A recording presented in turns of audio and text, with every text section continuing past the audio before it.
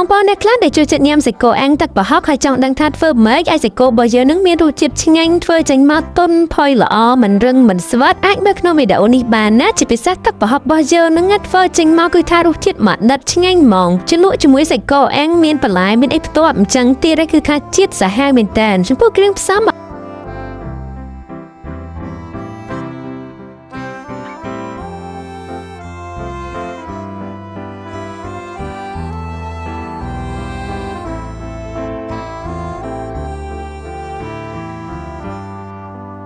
ចំពោះគ្រឿងផ្សំអត់មានអីច្រើនទេជាដំបូងហ្នឹងយើងមានជាសាច់គោជាប់ខ្លាញ់បន្ទាប់មកយើងមានជាប្រហុកច្រាមតិចមកយើងមានជាទឹកដោះគោខាប់ស្តៅដីខ្ទឹមសគល់ស្លឹកគ្រៃស្លឹកក្រូចសើចហើយយើងមានជាបន្លែសម្រាប់ផ្ទាប់ជាមួយហ្នឹងចំពោះសាច់គោដែលខ្ញុំយកមកប្រើហ្នឹងគឺជាប្រភេទសាច់គោជាប់ខ្លាញ់ហើយបើសិនជាបងប្អូនប្រើសាច់កន្លែងណាផ្សេងវាអាចនឹងរឹងឬក៏ស្វិតអញ្ចឹងទៅចំពោះសាច់គោអាំងទឹកប្រហុកហ្នឹងមានតែសាច់គោជាប់ខ្លាញ់មួយទេដែលយើងធ្វើចេញមកសាច់ផុយល្អហើយមានរសជាតិឆ្ងាញ់ជាងគេហើយសាច់ហ្នឹងខ្ញុំហាន់វាជាកង់ប្រទះប្រហែលជាកម្រាស់ហ្នឹងមួយថ្នាំងដៃបន្ទាប់មកយកមកប្រឡាក់គ្រឿងឲ្យហើយមកចំពោះទឹកប្រេងខ្យងហ្នឹងខ្ញុំប្រើមួយស្លាបព្រាបាយម្សៅស៊ុបមួយស្លាបព្រាកាហ្វេស្ករមួយស្លាបព្រាកាហ្វេហើយចុងក្រោយហ្នឹងគឺជាប្រេងល្ងបងប្អូនអាចប្រើជាប្រេងអូលីវឬក៏ប្រេងឆាជាមួយក៏បានដែរហើយចំពោះសាច់គោដែលខ្ញុំយកមកប្រើហ្នឹងគឺតែ3ខាំទេណាបងប្អូនបន្ទាប់ពីយើងដាក់គ្រឿងក្រៅចូលរួចរាល់អស់ហើយយើងប្រឡាក់សាច់គោរបស់យើងជាមួយនឹងគ្រឿងហ្នឹងប្រហែលជា5-6នាទីហើយផ្អាប់វាទុកចោលសិនក្នុងកំឡុងពេលដែលយើងទុកឲ្យសាច់គោចូលជាតិហ្នឹងយើងមកហាន់គល់ស្លឹកគ្រៃឲ្យហើយមកចំពោះស្លឹកគ្រៃហ្នឹងគឺខ្ញុំប្រើតែចំនួន3គល់ទេហើយយើងហាន់វាជាប្រទះស្ដាងអញ្ចឹងមកបន្ទាប់មកស្លឹកក្រូចសើចហ្នឹងយើងប្រើ5-6សន្លឹកលាងទឹកឲ្យស្អាតហើយហាន់វាជាតសៃឆ្មាអញ្ចឹងព្រោះអីគឺយើងត្រូវញ៉ាំទាំងស្លឹកក្រូចសើចនឹងដែរបន្ទាប់មកខ្ទឹមសយើងប្រើ5-6កពឹសដាំវាបែក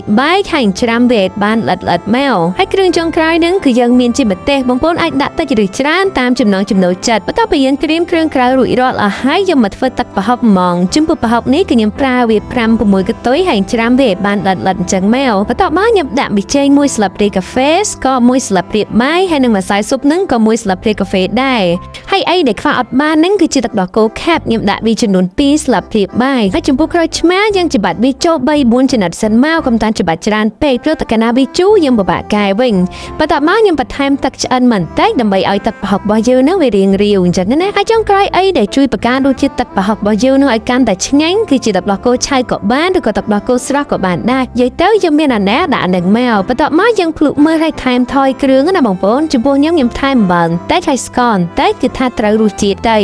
ហើយចុងក្រោយហ្នឹងចាំយើងបន្ថែមគ្រឿងដែលយើងបានហាន់នឹងមានជាគល់ស្លឹកគ្រៃខ្ទឹមសស្លឹកក្រូចសើចហើយនិងម្ទេសអីហ្នឹងយើងដាក់វាចូលកូរតែ4-5ត្រឡប់ឲ្យវាចូលជាតិឲ្យសព្វល្អមកចុងក្រោយចាំយើងបន្ថែមជាមួយសណ្តែកដីលីងតិចឬច្រើនតាមចំណង់ចំណូលចិត្តកូរវាតែបន្តិចទៀតមកគឺថារួចរាល់ហើយចំពោះទឹកប្រហុករបស់យើងហ្នឹងតែពេលយើងធ្វើទឹកប្រហុករួចរាល់គឺថាសាច់គោរបស់យើងហ្នឹងគឺចូលជាតិល្មមមកអញ្ចឹងយើងអាចយកវាមកចៀនបានហើយចំពោះការចៀនហ្នឹងអាចចៀនដោយប្រើប៊ឺក៏បានឬក៏ប្រើប្រេងឆាធម្មតាក៏បានដែរហើយការចៀនគឺត្រូវប្រើភ្លើងឲ្យក្តៅខ្លាំងណាបងប្អូនហើយខ្ញុំចៀនហ្នឹងគឺយកវាគឺឆ្អិន 50% អញ្ចឹងហើយខ្ញុំចៀនមកចំហៀងតែ30វិនាទីទេតែបើសិនជាបងប្អូនចូលចិត្តរៀងឆ្អិនខ្លាំងជាងហ្នឹងយើងអាចចៀនវាយូរជាងហ្នឹងតិចទៅក៏បានដែរប៉ុន្តែជៀសវាងកុំឲ្យឆ្អិនខ្លាំងពេកអញ្ចឹងណាព្រោះតែកាលណាសាច់គោឆ្អិនខ្លាំងពេកវាតែជាស្វិតឬក៏រឹងអញ្ចឹងទៅប៉ុន្តែបញ្ជាក់បងប្អូនតែចំពោះការចៀនហ្នឹងគឺត្រូវប្រើភ្លើងក្តៅខ្លាំងអញ្ចឹងណាហើយខ្ញុំចៀនមកខាងហ្នឹងតែ30វិនាទីទេបន្ទាប់ពីហ្នឹងមកគឺយើងលើកវាដាក់ចុះហើយទុកវាប្រហែលជា10-15នាទីសិនចាំយើងហាន់ព្រោះសាច់គោតែកាលណាហាន់ភ្លាមវាធ្វើឲ្យហៀឈាមចេញមកគឺវាខ្សោះអត់សូវឆ្ងាញ់អញ្ចឹងណាសាច់គោដូចដែលខ្ញុំបញ្ជាក់បងប្អូនអញ្ចឹងគឺខ្ញុំយកឆ្អិនតែ 50% ទេអញ្ចឹងខាងក្រៅសបល់វារឹកទៅរៀងក្រហម